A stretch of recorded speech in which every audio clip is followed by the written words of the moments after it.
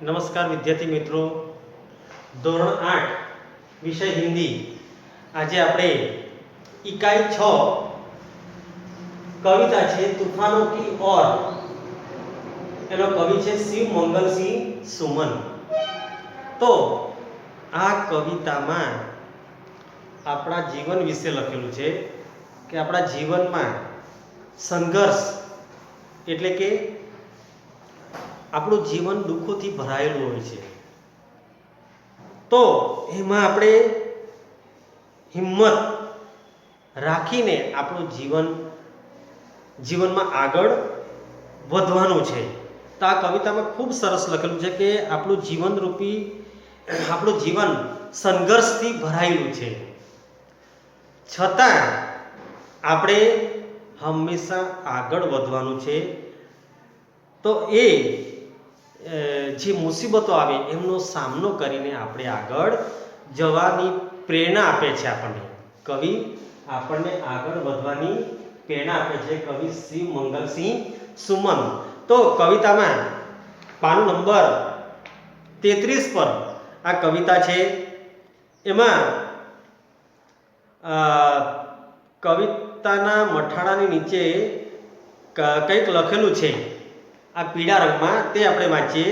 બીજો પેરેગ્રાફ કે प्रस्तुत कविता में कवि शिव मंगल सिंह सुमन ने सदा संघर्षमय रहकर अपने लक्ष्य की ओर बढ़ने की प्रेरणा दी है. કહેવાનો અર્થ આ છે કે આપણું જીવન સંઘર્ષમય છે, છતાં આપણે એનો સામનો કરીને આપણે લક્ષ્ય એટલે ધ્યેય, આપણી મંજિલ જ્યાં સુધી આપણને મળશે નહીં ત્યાં સુધી આપણે આગળ ને આગળ જવાનું છે એવી પ્રેરણા આપે છે આપણને. કવિ शिव मंगल सिंह प्रेरणा આપે છે. जिस तरह आग में रहकर सोना निखरता है, કે આગમાં રહીને સોનું નો આકાર બને છે, નિખરે છે. उसी तरह बाधाएं हमें जीने की नई राह दिखाती है तथा आगे बढ़ने के लिए हमारे इरादों को मजबूत बनाती है. કહેવાનો અર્થ આ છે કે જે રીતે સોનુને ગરમ કરવાથી એનો આકાર બને છે, તેવી રીતે આપણા જીવનમાં મુસીબતો તો ઘણી બધી આવશે, પણ હંમેશા એ મુસીબતોનો સામનો કરતા શીખવાનું છે. આપણે રસ્તે ચાલતા હોય ને કદાચ આપણને ઠોકર લાગે ત્યારે આપણે આગળ જવાનું છે, ત્યારે બીજી વાર આપણે ધ્યાન રાખીશું કે ઠોકર વાગતી છે એટલે હવે આપણે સાચવીને ચાલવું પડશે. એટલે હંમેશા આપણે આપણા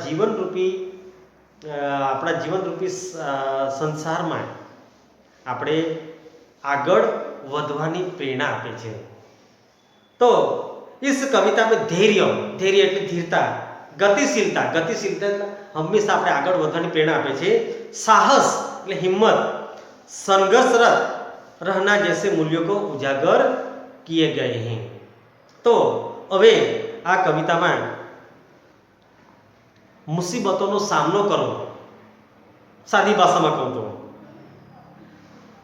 ત્યારે આપણે ગભરાવું જોઈએ નહીં. આપણો આત્મવિશ્વાસ અને સાહસથી એમનો સામનો કરવો જોઈએ. આ કવિતા દ્વારા સંસારરૂપી સાગરમાં, આ કવિતામાં તૂફાનો કી ઓર સંસારરૂપી સાગરમાં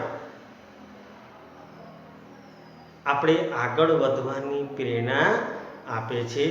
તો આપણે કવિતામાં જોઈશું કે તૂફાનો કી ઓર, પહેલી લીટીમાં લખેલું છે તૂફાનો કી ઓર ઘુમા દો નાવિક નિજ પતવાર. નાવિક એટલે માજી, નાવ ચલાने वाला. સંસારરૂપી સાગરમાં એક નાવ ચલાવનારો પોતાની પતવાર એટલે લાકડીનું બનાવેલું હોય છે, હોડી ચલાવવા માટે લાકડાનું કંઈક બનાવેલું હોય છે, એ પતવાર. તો એ પતવાર લઈને એ સંસારરૂપી સાગરમાં આગળ ને આગળ જવા માંગે છે.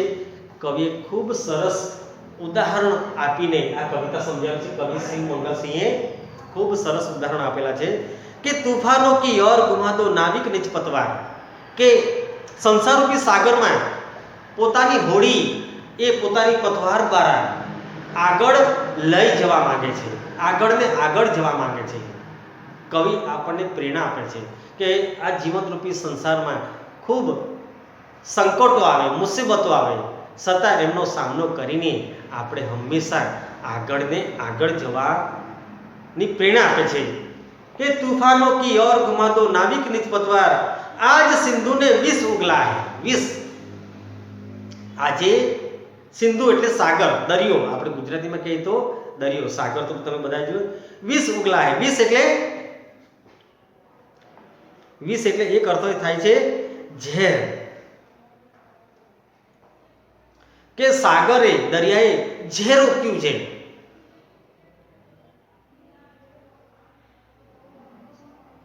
દરિયો ઝેર ઉકે છે, છતાં એવી વિકટ પરિસ્થિતિમાં પણ લહેરો કા યૌવન મચલા હે। લહેરો એટલે સાગરમાં મોજા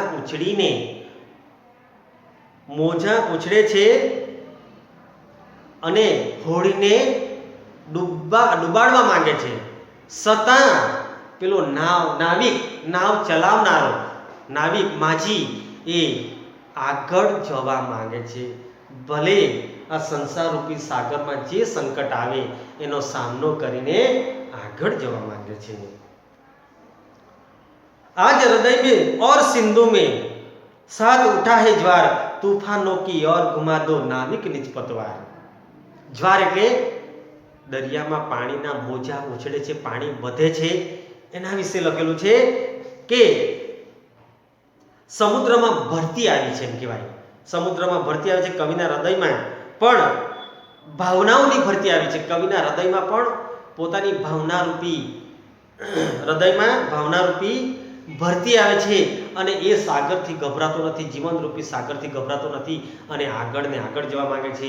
પહેલા જ પેરેગ્રાફમાં 5 લીટીમાં ખૂબ સરસ સમજાવ્યું છે કે તूफानों की ओर घुमा दो नाविक निज पतवार आज सिंधु ने એટલે કે સાગરને વિષ ઉગલા હે લહેરો કા યૌવન મચલા હે। લહેરો ઊંચી આવે છે। આજ હૃદય ઓર સિંધુ में, આજે સાગર અને માનવીના હૃદયમાં પણ ભરતી આવે છે। સાથ ઉઠા હે જ્વાર, સાથે પાણી પણ વધે છે, દરિયાના મોજા પણ ઊંચા ઉછળે છે। તूफानों की ओर घुमा दे नाविक निज पतवार, પેલો નાવિક જીવનરૂપી સંસારમાં આગળ ભલે ગમે એટલી મુસીબત આવે પણ એ આગળ જવા માંગે છે। ખૂબ સરસ સમજાવ્યું છે। લહેરો કે સ્વર में कुछ बोलो, એટલે કે જેવી રીતે કે સાગરના મોજાનો અવાજ આવે છે, આપણે દરિયા કિનારા પર ઊભા હોય ને ત્યારે મોજા એનો અવાજ આપણને ડરાવી મૂકે છે। આપણે કદાચ કિનારા પર ઊભા હોય ને ત્યારે એના છાંટા આપણી પર પણ આવી પડે છે કે કદાચ આપણને એનો ધક્કો લાગવાથી આપણે પડી પણ જઈએ। લહેરો કે સ્વર में कुछ बोलो इस अधड़ में साहस तोलो। अधड़ એટલે આંધી, કે એમનું જોર વધી રહ્યું છે, દરિયાનું જોર વધી રહ્યું છે એક તરફ, અને कभी कभी मिलता है जीवन में तूफानों का प्यार तूफानों की ओर घुमा दो नाविक निज पतवार। કે જેવી રીતે મોજાનો અવાજ વધી રહ્યો છે, એમનું જોર, સાગરનું જોર વધી રહ્યું છે, તેમ છતાં પણ વાવાઝોડાનો સામનો કરવા એક માનવી અડીખમ ઊભો છે। એ ડર્યા વિના હિંમત રાખીને આગળ જવા માંગે છે।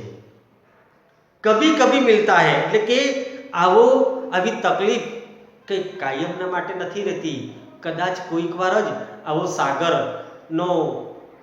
સાગર આપણને ડરાવી મૂકે છે, પણ આ જીવનરૂપી સાગરમાં આપણે ડર્યા વિના હંમેશા આગળ જવાનું છે।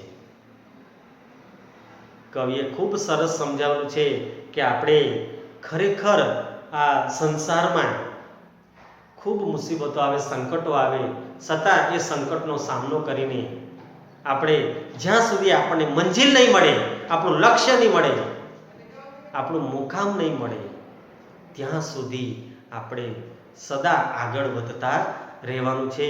આ જીવનરૂપી સંસારમાં જીવનરૂપી સંસાર દુઃખોથી ભરાયેલું છે.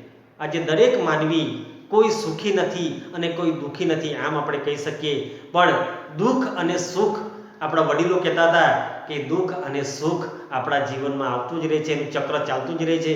દુઃખ જાય પછી સુખ આવે છે, પણ એ આપણે ધ્યાન પર લેવાનો નથી. દુઃખ આવે ત્યારે એનો સામનો કરતા આપણને આવડવું જોઈએ, આપણામાં હિંમત જોઈએ. તો વિદ્યાર્થી મિત્રો, આજે આપણે આટલું જ ચલાવીએ. કાલે પાછા મળીશું. ત્યાં સુધી બધાને બાય.